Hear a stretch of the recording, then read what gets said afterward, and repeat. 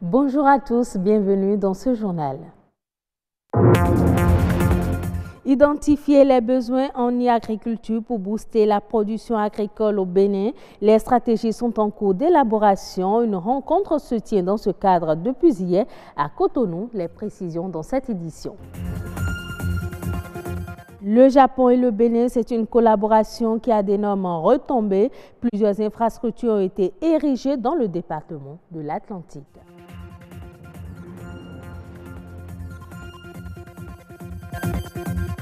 Faire reculer les maladies cardiovasculaires par la marche. Les femmes du ministère de la fonction publique ont parcouru quelques kilomètres pour améliorer leurs conditions physiques et brûler plus de calories.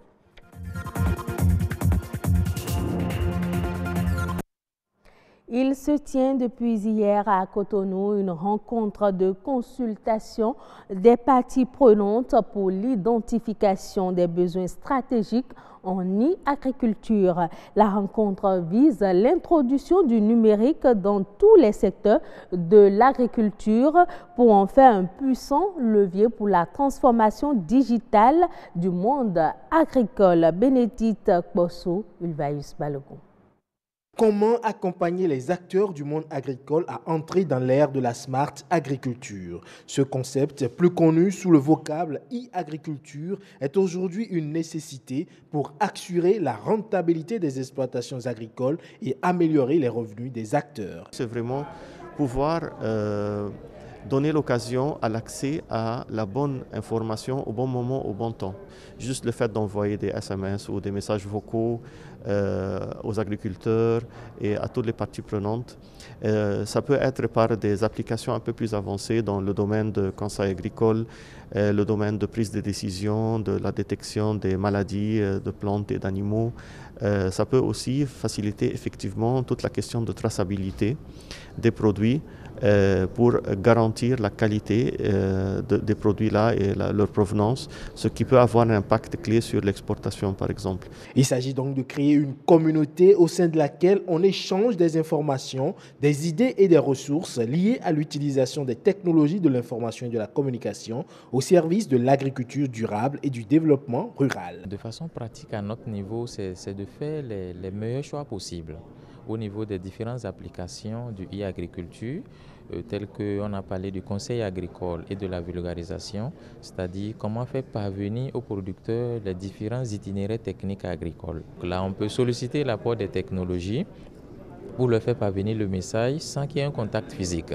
Vous voyez donc à travers des dispositifs de call center, de SMS vocal, même en langue nationale, on peut faire enregistrer des messages techniques en langue nationale qu'on fait parvenir à un producteur pourvu qu'il ait juste un téléphone basique.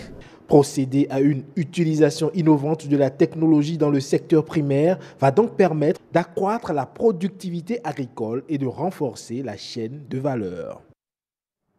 Le Japon passe en revue avec les journalistes certaines de ses réalisations au Bénin. À travers une tournée dans le département de l'Atlantique, les hommes des médias ont pu toucher du doigt quelques fruits de la coopération bénino-japonaise. Enoch Rumpati, Wenceslas Saroima.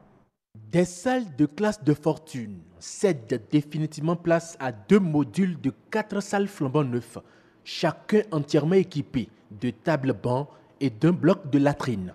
Nous sommes ici au Collège d'enseignement général 2 de Glodjigbe, première étape de cette visite de terrain des réalisations du Japon au Bénin. Un don estimé à 92 millions de francs CFA. Il entre dans le cadre de dons aux micro-projets locaux contribuant à la sécurité humaine. Je me rappelle bien qu'il y a de cela 1 an, les conditions dans lesquelles nous travaillons, c'était très pénible. On travaillait même à longueur de journée sous les arbres, en plein soleil. Mais avec l'arrivée des 2 modules de 4 classes, en plus des latrines, ça nous a un peu soulagés. Donc je remercie très sincèrement le peuple japonais pour ce don. Et je prie que vous ne nous oubliez jamais. Je peux vous dire qu'actuellement nous sommes en passe d'obtenir l'autorisation d'être centre d'examen pour le BPC. Maintenant, c'est l'occasion de dire encore une fois merci. Merci au peuple japonais, merci à l'ambassade qui nous est venu en aide. Cap ensuite mis sur le centre de santé de Tangbo-Djevié. Ici, c'est une jeune infirmière volontaire d'un des programmes initiés par le Japon qui renforce l'équipe en place. En 18 mois, Narumi Watanabe a su imprimer sa marque. Elle a mis sur pied un système de travail dénommé les 5 S, séparer, systématiser, salubrité, standardiser et se discipliner. Objectif, améliorer le système de soins dans cette localité. Avec le Japon, pas d'éléphant blanc. L'hôpital de zone d'Alada Tofose en est une illustration. Inauguré le 24 août 2018, il a effectivement démarré ses services le 20 août 2018. Cet hôpital dessert 3 communes avec une population estimée à 398 949 habitants en 2019. Outre les populations des communes d'Alada, de Tofo et de Zé, l'hôpital reçoit également celles des communes limitrophes. La visite de cet hôpital a non seulement permis aux journalistes de faire le tour des spécialités, entre autres la gynécologie obstétrique, la pédiatrie, la neurologie, la stomatologie, mais d'avoir aussi une idée des performances déjà enregistrées en quelques mois seulement de fonctionnement. Il était prévu qu'au cours de la première année, comme c'est la nouvelle année pour l'hôpital, que nous soyons à 7300 nouveaux consultants. Mais avec 3 mois, 10 jours d'exercice, nous avons pu faire 4695, soit 64%. Et au niveau des hospitalisations, c'était prévu 2100, mais nous sommes passés à 2490. On a dépassé la barre des 100%, ce qui est prévu pour une année. En 3 mois, on a dépassé la barre de ce qui est prévu. Pour l'accouchement, c'était prévu 560, mais nous étions à 573.